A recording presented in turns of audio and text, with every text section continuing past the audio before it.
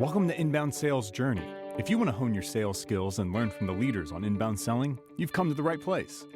This episode of Inbound Sales Journey is brought to you by the Agency Sales System, the online course designed specifically to teach you how to build a rock-solid agency sales system inside your HubSpot CRM. Learn more at doinbound.com/sales course. Now, here are your hosts, Ryan and Gray. Welcome back to Inbound Sales Journey. This is Ryan. And this is Gray, Hey, Gray. your friendly co-host, There you are. and your unfriendly host. Got him. Episode 103. Season 9, Gray. Over 100 episodes. That's right.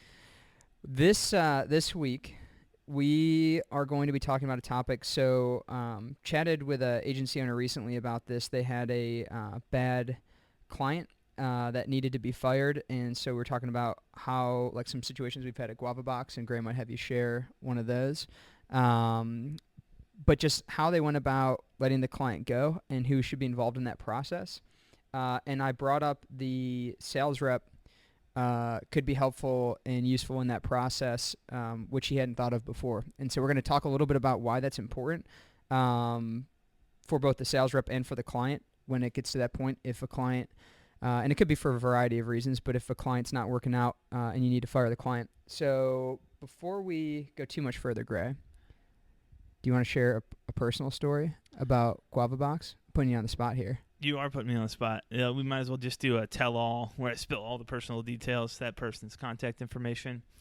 No, I don't want to get, obviously, too far into the details of specific situations, but I think that, I think anyone who's had an agency for probably more than 6 months or a year has probably run into a situation where they've at least known that they had a client that needed to be fired. And we've certainly run into that where we've had clients who've had to let go and just say, this isn't working out for us. If obviously what you don't want to have happen, because we've done it both ways, is you don't want to blindside a client and say, this isn't working out for us, we're out of here, and good luck with your next agency. I don't think we've ever just given somebody the boot and not wrap stuff up, but we've definitely kind of blindsided people by saying, well, one specific case I can think of where kind of go in and just say, this isn't working out for us and we're going to have to end the relationship, thinking the assumption there was, well, clearly they can see that this isn't working out for both sides. They don't seem like they're happy. They're always yelling at us. We're not happy with that. It's not worth it. We're not going to put up with that.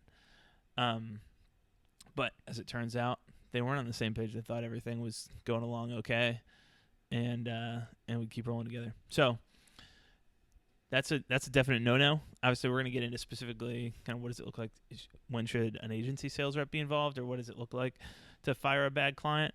But that's kind of tip number one based on personal experiences. Don't blindside them, even if you think that it's self-apparent, self-evident, and the client should know what the situation is and what the deal is. Make sure that you communicate ahead of time and let them know as early and often as possible. And I think that is a rule. We've talked a little bit before about having the agency sales rep, whoever that salesperson is. Sometimes, in a lot of cases, probably a lot of folks who are listening, that might even be the person who sold it, especially in a small agency, might be the owner who's then also involved on the servicing side, so they have a good handle. But having that salesperson continue the conversation and, like, check in every 2 months, 3 months, whatever it is, with the client, see how things are going. They can help. We've talked before about how they can help get a feel for what the client's perspective is and kind of be the client advocate, but they can also help to stick up for your team internally and feel out what's going on and kind of help ease the process if it's not a good fit between the agency and the client. So that wasn't nitty-gritty of a personal situation, but just a hard lesson learned of don't assume that you're on the same page with a client just because there are some people who just kick and scream more than other people kick and scream, and that's normal to them, and Right. That's not a sign that things are going poorly. A lot of times it's just a personality, cultural thing where you guys didn't communicate clearly enough and didn't understand the way that the other side was wired. So there are clients who are just in your face all the time, and that by itself doesn't necessarily make them a bad client, unless that's a terrible fit for your team and your personality. But you need to understand that and communicate through that and try and let them know and help your team understand and have empathy for the way that client's organization works, and the way that help them understand the way your organization works and what's acceptable and not acceptable. Right. That's what I got. What tips do you have, Ryan? So for me, I think it's really important to have the rep involved. If the relationship's getting to the point where it's looking like it's going to end, assuming that your sales rep has stayed in touch throughout the process, which we've done an episode on that. I think it's so important. I think that's key number one, is if your agency sales rep hasn't been involved for the last year and a half or 6 months or whatever, like, it's probably not the time to bring them back in to fire somebody. Right. So sorry to interrupt. No, it's fine. I mean, that's the assumption. If that hasn't been done, then it doesn't make sense to bring the sales rep back in. But the sales rep can really act as a buffer in a tough situation, and the reason is because they should have one of the best relationships with the client. Typically throughout the sales process, things always start good, right? Like if it started bad, they wouldn't become a client. Yep. So they've got a good relationship. They've been there. And a lot of times a sales rep can act as a buffer. So if a project manager or whoever's servicing the client maybe is clashing with the client, and it could be over missed expectations or a variety of different things, their breakdown of communication is common. The sales rep can kind of step in. And if it's a situation, they might actually be able to salvage the relationship. So it might be something that doesn't need to end. The salesperson might be able to come in and help kind of save things, talk to both parties, right, both sides, and help the relationship progress. Now, if it's definitely a case where it's not going to work out and the client's going to be, fired by you guys, where I think it's important for the sales rep is you can help make that a little bit of a better message and an easier process because of the relationships that is there, or at least should be there, and acting as a buffer. So it's not just, hey, this client's been treating our client servicing team poorly, or the expectations haven't been met. What's so important is the salesperson is a big part of setting the expectations early. So it's going to help them to see if it's a case where the salesperson set bad expectations and they weren't being met. Okay, this is the result of really what was my fault in the beginning of not setting proper expectations. So it's really like a learning moment for the sales rep.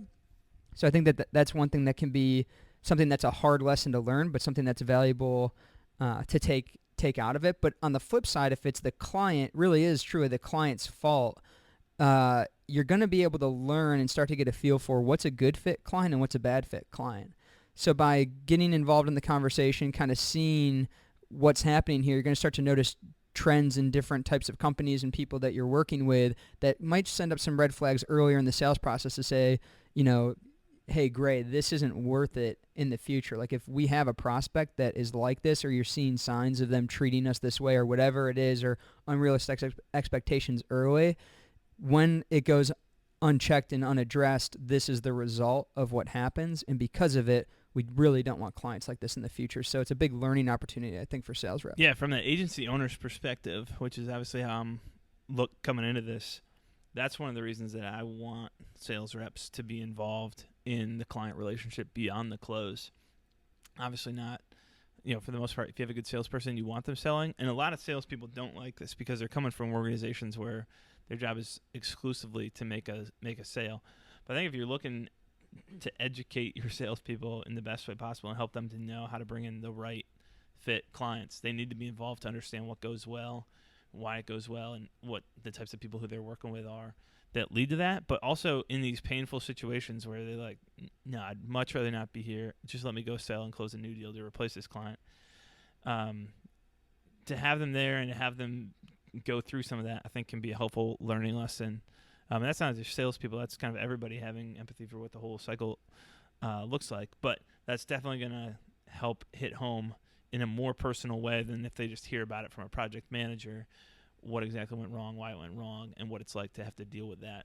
And so I think that's exactly right. It's just how do you figure out who's the right type of client, who you want to bring in, and how to set better expectations next time. Yep. So on one hand, it could be a great buffer experience, and they could help salvage things or at least make the transition a little bit smoother. On the other hand, it's a great learning opportunity for the sales rep to really understand the pros and cons of selling to specific types of people and trying to get a better feel for that early on to avoid situations like that. So, cool. Well, that'll wrap us up here, Gray.